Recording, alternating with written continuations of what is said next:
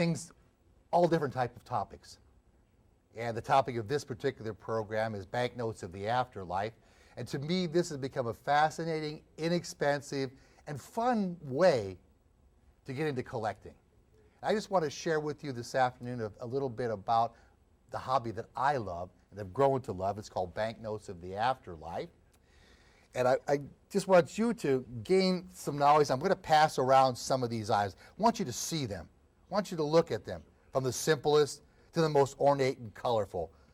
Because most of the items you can get, even off from a dealer or from the floor, can be anywhere from $3 to $4 to $5. Very inexpensive.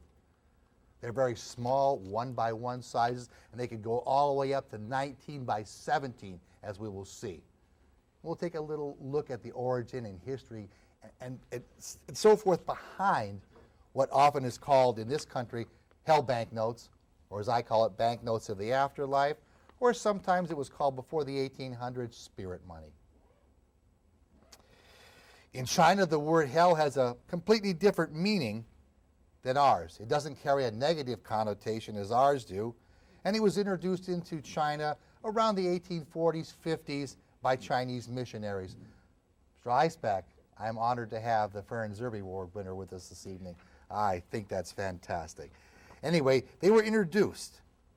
And as always happens when you go to a foreign country, you and I often have a barrier, a language barrier. Ours is English. We may be going to Germany, have a barrier, German or Russian or wherever we go. Well, the same problem happened here. There was a misunderstanding because the missionaries would come and tell the folks there, unless you become Christians, you're going to hell. And so the Chinese said, well, that's the word for the afterlife. So they coined the phrase hell. And they put it on notes, as we'll get to find out. We'll see how it was done. Because they thought that since everybody dies, they go to a place. And hell for them is not a bad place. It's a place of resting, as you're going to see. It's a place where there's a lot of money. There's millions and trillions of dollars in hell on deposit for you and I when we leave this earth. See, our relatives can send it now. Isn't it nice to have money prepared for our afterlife? Isn't it nice to go down and say, well, what's Walter's got on account here in the bank of hell? But is it all on the positive side? Well, we'll see in just a moment. I just want you to get a little bit of background here. I'm not good at, normally I don't read scripts. But again, the classic misinterpretation here was hell was to mean a bad place. Well, it seems that in Chinese legend, they believe in ghosts, afterlife, and places such as that. So they have a different culture. And this is what the Christians were trying to change. Well, from that time all the way down to present, these banknotes still exist. And while you're here at the convention in Los Angeles, if you're not a member, about a 5-minute trip from here up on Spring Street is our Chinatown. And if you go into some of the shopkeepers, you will find some of these banknotes of the afterlife available to you. Smaller in size, and we'll get to that in just a second here. But anyway, the real purpose behind the beginning of hell banknotes was some of the original ones. I didn't bring those along. They were woodcuts. That's the first design. There's probably 5 different categories of hell banknotes. I want to take a look at the first one because those were pre-1800s. And these basically had spiritual meanings. If you've seen some of our early continental currency made out of woodcuts and designs on it, the Chinese did the same thing. They were about 2x2s. And they're very tough to find. They're inexpensive, but they're tough to find. They also did some on foils, very thin foil, aluminum foil. They're even thinner than that. You crinkle them, they break apart. But they're also on rice paper and parchment, and they were just woodcut blocks that had various spiritual symbols. And these were used in ceremonial purposes by the early Chinese, according to their mythology and legend, at funeral services and at various times of the year to honor the dead, to honor their dead relatives. It was a way to pass on good wishes. Well, the money part came in a little bit later, around the 1850s or 60s. Well, if we could send them good wishes, and if burning them sends them on their way, what about sending money when our relatives are in hell? And it's a good place, by the way, not a bad place. They're going to need something to spend. Because according, again, to Chinese mythology, when you're in hell, It's no different than this earth. It's a waiting place. It's a place of transition where you and I, our spirits, wait. Now, we're going to end up going to 3 places in the Chinese belief. You're either going to come back in this earth reincarnated. All right, I got Mr. Tarini, second time around. No, I'm sorry. In various ways, you're going to go on to what they call heaven, what we consider heaven, a nice place, or you're going to stay there in hell. But again, remember, their connotation for hell is not a bad place. You're going to remain in this place called hell. And it's sort of an intermediary between this world and the heavenly world, as they would call it. So they want the spirits to go on. So this is a little bit about it. And with Chinese, with the hell banknotes, the best way to send them on to your relatives is burning them. So these were made specifically to be used, to be burned up. And yet we have collectibles. And this is where the thing, most of them at Buddhist temples, have you ever been to a Chinese funeral? Loud, noisy, drums beating, sounds, there's incense and all this. And they also toss the larger notes in the air. So at a wedding, you'll have these altar boys, flower boys, and girls back. The same thing happens here. The younger kids toss these, and they can be large notes. And they're tossed into the air. Or at the gravesite ceremony, when they do the ceremony there, when they bury the individual, they give you the note, and there's an urn there, and you can simply burn it up with best wishes in whatever value or denomination that they have to send good wishes on to the individuals. So this is part of it. It's also used in 2 other ceremonies, especially in Hong Kong still, even though now it's Chinese, at the Festival of the Ghosts. And that we'll get to that just a couple of seconds. I just want to just hear, it's the Hungry Ghost Festival as well, and it's celebrated on the 14th day of the 7th month of the full moon.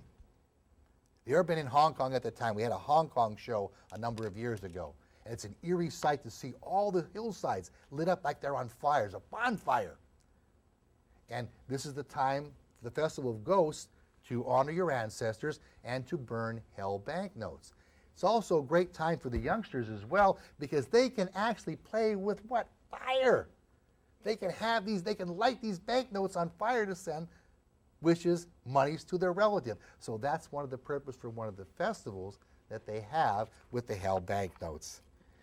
But in addition to their traditional use, they can be also used in various forms here in the United States in eclectic black magic, voodoo. Now again, it's not a bad thing when you use these particular notes. They're symbolic in working spells. They put them in on altars. They have mojo bags. Anybody? Now you guys are all too young to remember mojos and things that happen for the spirits, for the souls. But they also, again, they also can pay off the spirits to stay away from your body. This is cheaper than going to a doctor. Well, I could ward off a cold by paying off the spirits to stay away from my body.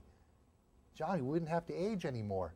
We could ward off the spirits by paying them. This was part of the concept behind these hell banknotes, but they were also used for gravesite rituals and ceremonies as well. Well, hundreds of thousands of banknotes or hell banknotes exist. Is there any rarity? Who knows? Who knows how many exist? Who knows how many are out there in different sizes?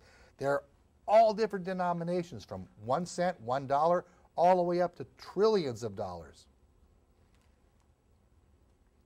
There's notes as high as $88 trillion. And we'll get to see one of those here with all the numbers on the figures. Take a look at these colors and looking at it. And that means one thing. If you're burning $88 trillion you're sending on to your relatives that are in what we're calling the afterlife here, what does it tell you about money in the afterlife? That there's plenty of money there, or we have one hell of an inflation. Yeah. Anyway, some of the toughest banknotes to obtain are those from mainland China. And we'll show you some of those versus Hong Kong and other places to pick these up as well.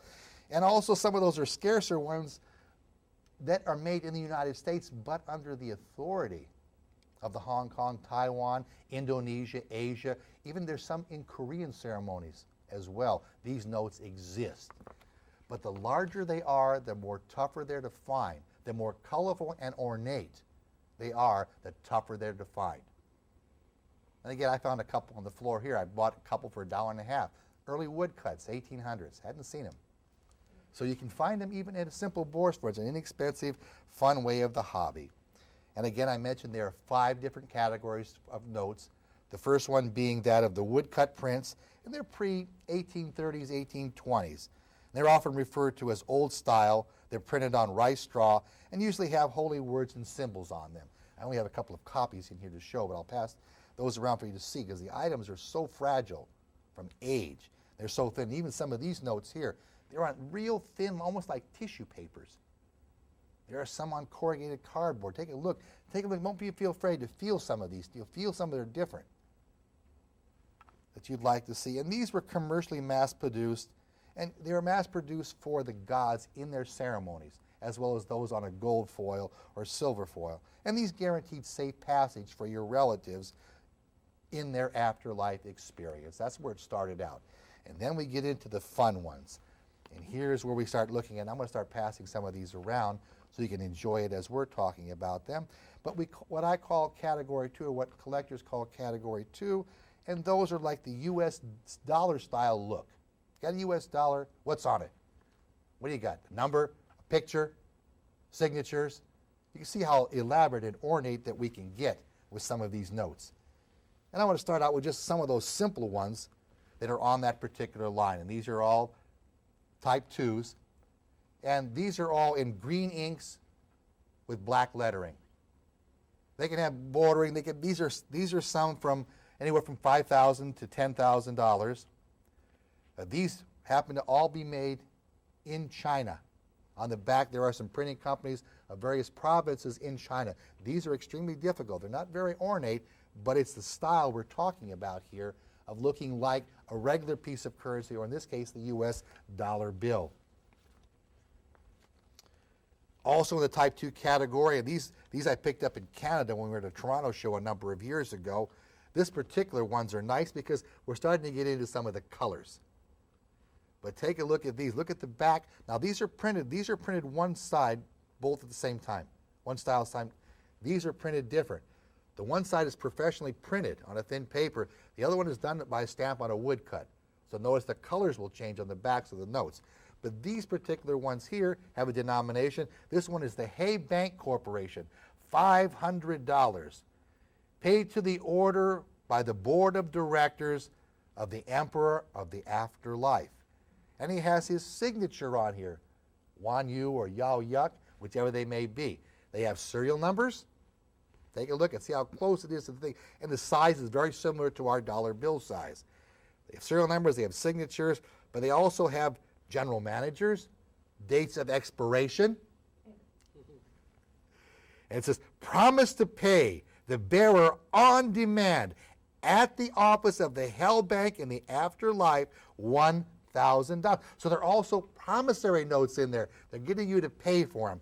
But I want you to look at the design. There's one with the Buddhist temple on the bottom from Zen, China, which is extremely rare. Most of them simply on the back, and we'll get to the back in just a bit, have the Bank of Hell. It looks like a tiered pagoda style on the building. Again, here's another type 2 as well. These are on, the top one is on a gravesite paper. And I want you to take this one out. You know it's good. Feel this one. This is a gravesite ceremony. The other ones are not. But these are all the style. And again, you'll be able to see from these, here's a $5, $10, $20. But take a look at 2. Notice they've got the anti-theft, the anti-counterfeit detection strips in them. See how even more detailed they come to be. These look like a standard $1 note that we'd have, 5, 10, 20. Banks, again, all similar, different colored backs. And again, you're asking me, well, how much is, the whole thing here might have cost me $6.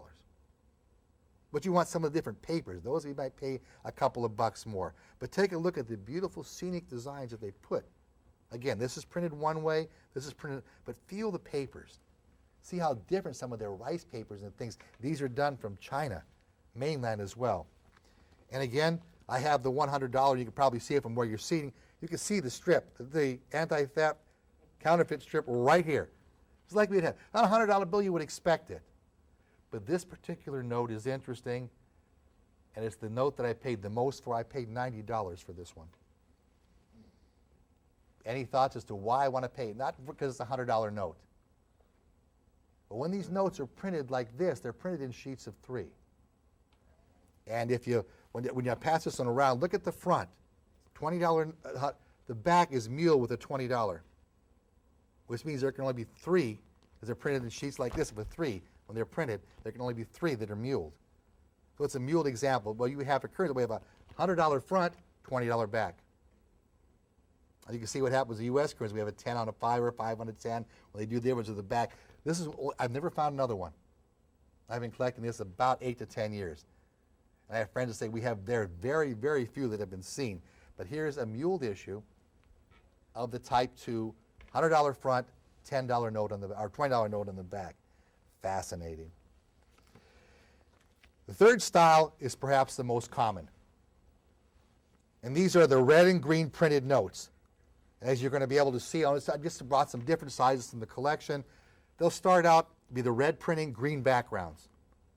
There's usually a dark green background that goes with them. But you'll notice in the center, it has the Emperor of the Afterlife always pictured.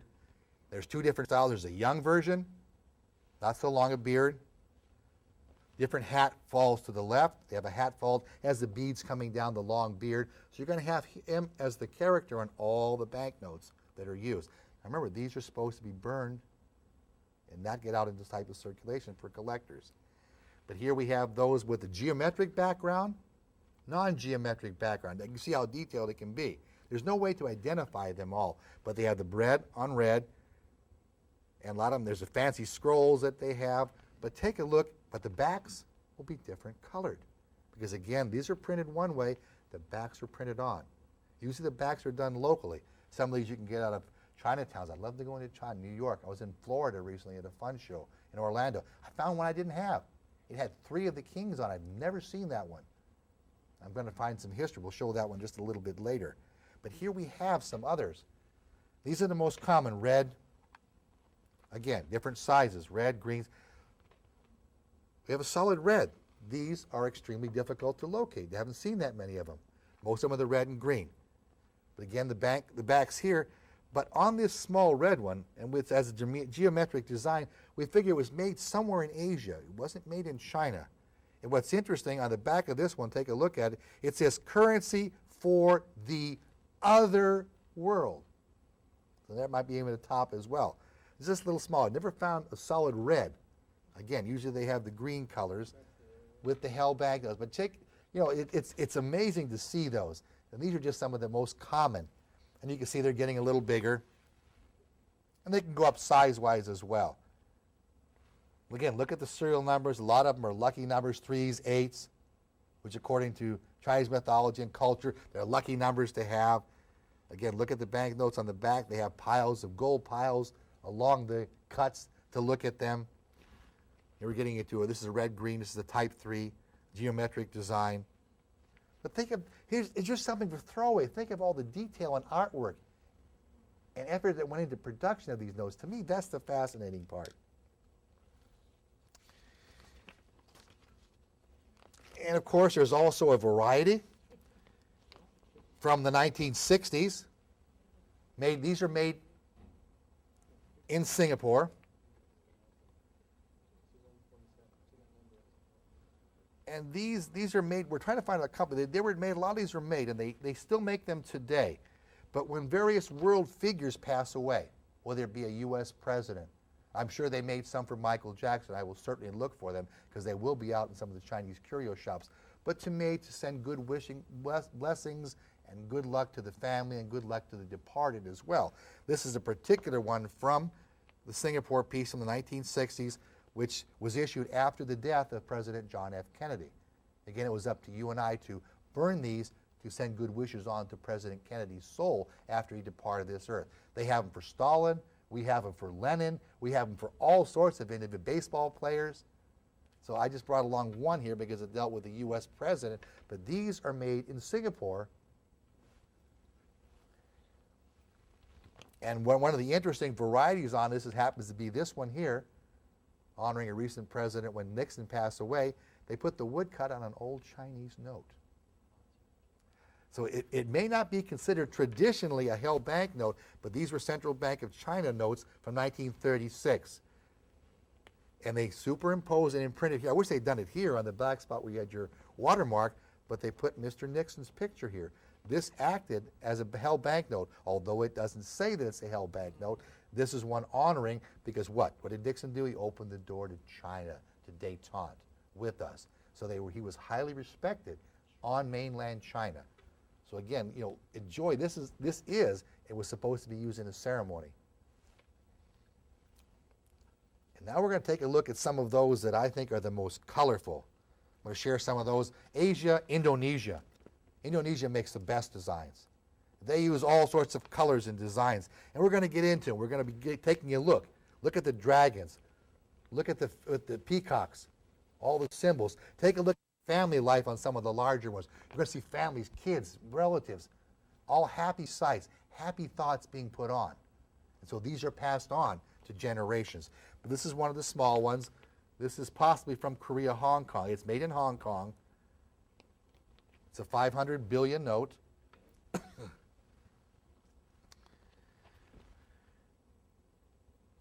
And again, here's some of the larger colorful ones. They look at the numbers here. There's a 338800. You know, they go on. There's a $33 trillion note. 33, and it's got 8 billion. But these are some of the large categories. These are notes. These are printed in Hong Kong. And again, on the back, you've got the lotus flower, other lucky symbols in Chinese culture. But take a look at it. This one here, for those of you that collect double dies and coins, currency, take a look at how the printing here. It's an offset printing. It's almost like a double die. Repunched, everything removed over, the colorings are there. Don't find too many errors like that. And usually these are printed in long sheets like toilet paper. On some of these larger ones, you roll it out. But also feel the papers in these too. You see a difference from each of the printers. And a number of the printers are also identified on the back of these notes as well. But these are some of the more colorful. Here's a family site. These are most likely used at gravesite or in Buddhist temple ceremonies for the departed. We're beginning to now take a look at the large size. We're going to move up in size. Like I say, these are things that you don't normally get a chance to see. Most of the small red and green ones are what's common. Here's one of the larger. Here's a 15 by 16 size note. 100 billion. 510198, so forth. But again, this deals with the families. These are the extra large colorfuls. These came from mainland China, made their way to Vancouver, Canada. These are distributed throughout the Chinese communities. But again, look at on the back is a woodcut. Not very sharp image. Look how nice the front is. Again, the back is printed separately. It's got a blank back when these come out of China. China does not like to have these. They frown upon issuing national or what they call held banknotes. Here we're getting to look at those. What did Chinese people pay for these things? It's part of the custom ceremony when they die. And they're probably as little as a couple of cents, couple of yuan at the most. They're very inexpensive. And even here, a note like this, I might have paid $6 or $7 tops. Yeah, but when they go to the temple, that's where they buy these things. It's just like when you go to Catholic Mass, you have the water and stuff, you make a contribution. It's not required. The Buddhist monks will not. And I'll show you when I got my Buddhist temple, and I'll show you how it works and what I had to do to use it to get the note out. That was the thing. You have a question? Yes. Who mints these?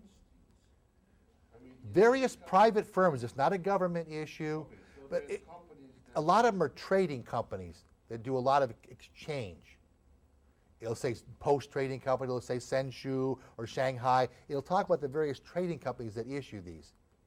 and I see that in the front Yes. they have the writing other than the number in Chinese, I'm assuming. You will have Chinese on both. There's usually Chinese characters. Every Chinese is on the back, usually, all the characters. The front has them, but not on all notes. Again, there's no definitive catalog. There's no definitive listing of all these as well. So the figures are in English and Chinese, you're right. So why are they in English though? Because of the early missionary influence, English became an adopted written language in China, even in the 1820s. So that carries over into the Chinese culture. And again, a lot of these are exported. They're not used, except in Hong Kong, which now, again, of course, is part of mainland China. As long as it was a British protectorate, there were hundreds and thousands of different notes that came out of there. I could fill it up to the floor. I kid you not. And they're different sizes each one. They could be the same companies. There's no way to even track who makes them. A lot of them don't label who made them, but a lot of them are done by the various trading and export companies. And they're exported around the world. Indonesia has the greatest ones. There's hundreds and thousands of them, So variety-wise. the fact that it's English is made for export. Well, usually now the bright colored fronts are printed. That's all it's printed. The back is blank. And usually it's added. A lot of them was added for advertisement, and you'll get to see one of the real large ones here. It advertises the airlines. It's a modern one from China. And it advertises airlines and all sorts of different techniques. Take these pills to stay youthful. John, maybe you and I could use some of those. But they have all sorts of advertising. That was not the purpose of these. These become advertisements now rather than part of their culture, part of their spiritual culture, part of their religious culture. So that's getting away from them, but they're readily available. And that's one of the things. And these are this is some of the toughest. This is one of those that has. Look on the back. This is all advertisement. All in Chinese, but read it. This is from mainland China. But these are in a different color. We don't often find these. These honored each one of the calendar years. Year of the dog, year of the goat, year of the rabbit. Here we have one with the year of the dog. These are just recent productions from mainland China in the Hell Banknote series. But on the back end, they have a small little bank, but look at all the advertising. Maybe reach Chinese. Here's a great way to see all the advertisement. So this is an advertisement piece. Maybe it's given to tourists, I'm not sure, that visit China themselves, or it's used in these are not used in the temple ceremonies. Buddhist monks will not handle these. But this one is specifically for the year of the dog.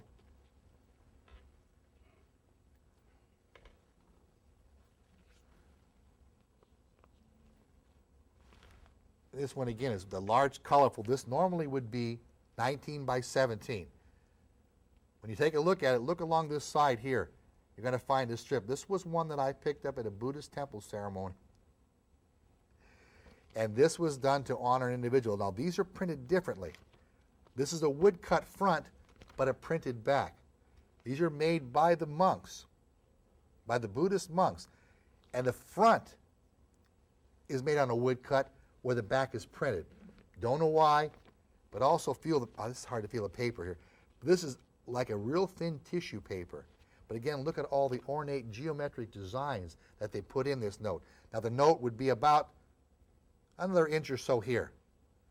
Now in order for me to get this note, I wanted the note, I had to participate in the Buddhist ceremony to send it on. Now what they do is when they have these notes available on their altars, you're allowed to take one.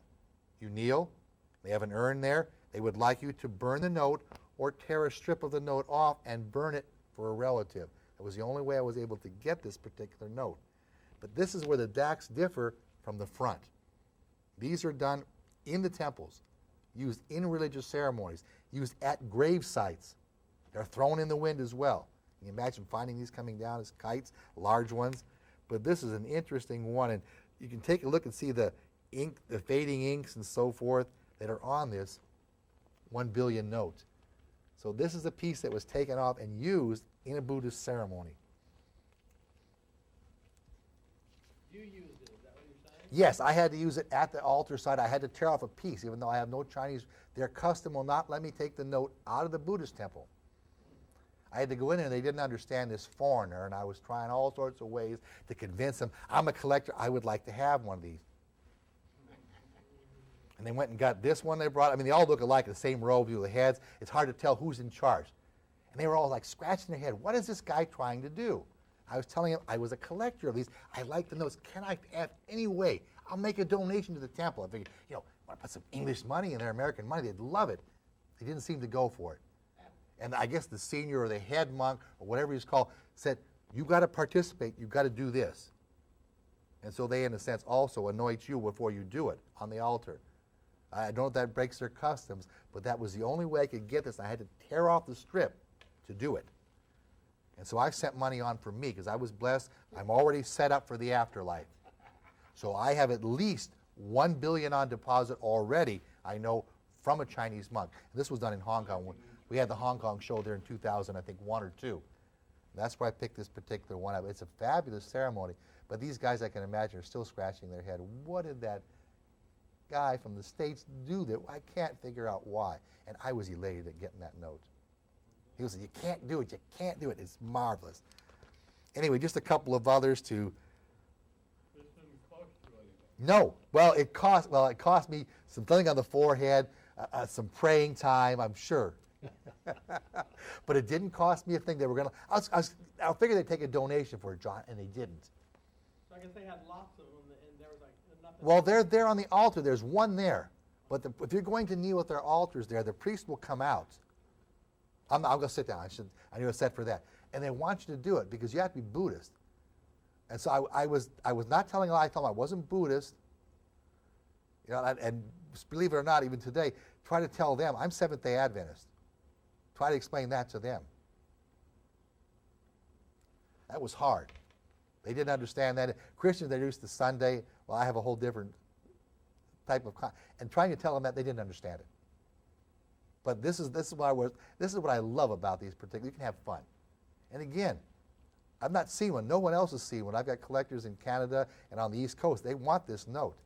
They know it's from a Buddhist temple. That's the only way you're going to get it. And you should be Buddhist. Anyway, enough said with that. Let's move on so we can get to some questions and let you folks go on. But then here's again one here. This one here is from Mr. Trini and I were up there with a friend of ours, Lee Gong, in San Francisco. A number of years. We ate at the New Asia restaurant, was it, Mike? Something like that, if I remember. This was available at the counter on the way out in San Francisco, Chinatown. I bought one. That's where I had an interest. We have them here in our Chinatown. Again, there's some of the small green-colored ones, but not as ornate. But this is also wood-cut back, wood-cut front. Just some things that I don't normally see. Again, these are not hand-done. It almost looks like they're hand-painted, hand-drawn. Again, look at how it's done, much like the one that John is holding here. This looks like it's all hand-done, yet it's not. Look at there's brush marks on the colors and the drawings. Look how intricate. Again, can you imagine somebody brushing these? I guess the monks would have nothing better to do in temples during downtimes or whatever. But look at these. But look at the figures here. Take a look at, they have, what do they call those, half man, half horse? Can't think of the name right now. They're called, were they sphincters? No, they're called, well, you know, with the two hind legs of the animal and you stand on them. The Minotaur? Minotaur, thank you very much. There's a Minotaur here. I've never seen that before on one of the notes. Right here. Interesting. Maybe they're dealing more with the occult here, I'm not sure. The last one is one that I picked up. I've never seen. You can see the price I paid for it, $3. But it has the Emperor of the Afterlife 3 times. You don't see that very often. Not only that, he's at 3 different stages in his life, 3 different parts and ages. But it also symbolizes the 3 stages in the afterlife, waiting, going on, and remaining there too. Anyway, again, this has a little dragon on the back. It looks like a fish. But I just hope you've enjoyed some of these. This thing has a serial number on it. Yeah, they have serial numbers? What number you got, John? What serial number is? The one you tore off. Yes. But see, Was each one of them numbered? they're all numbered the same, yes. They don't change. Most of these are numbered with one specific pattern of numbers, unless it's a different issue. You can find the same note with 7 different serial numbers. We don't know how many different serial. There's no way to trace them. Nobody keeps records of them. I wish we could. Again, this is just one of those little simple early woodcuts. Some of the early 1900 ones. Found on the floor out there, got it for the bargain price of $1.50. The guy didn't know what he had. Well, this is from the early turn of the century one of the Hell banknotes. Not very ornate, but it's different than the red and green, traditional. You can see the more modern ones with brighter rings. These are done by a woodcut. This is something, $1.50. I'd have paid $5 for it, but I'll take it for the $1.50. But you can see that there's money in the afterlife. And even right here, we've got plenty of money. So if all of you'd like to join me up here in the ceremony, we could burn some money so you'll have it already waiting for you in the afterlife. But this is what I brought with you. I hope you enjoyed a little bit of different collecting avenue of what money is available in what is called Banknotes of the Afterlife. Thank you for your attention and patience. I appreciate it very much and hope you've enjoyed it. That concludes our numismatic theater for this convention.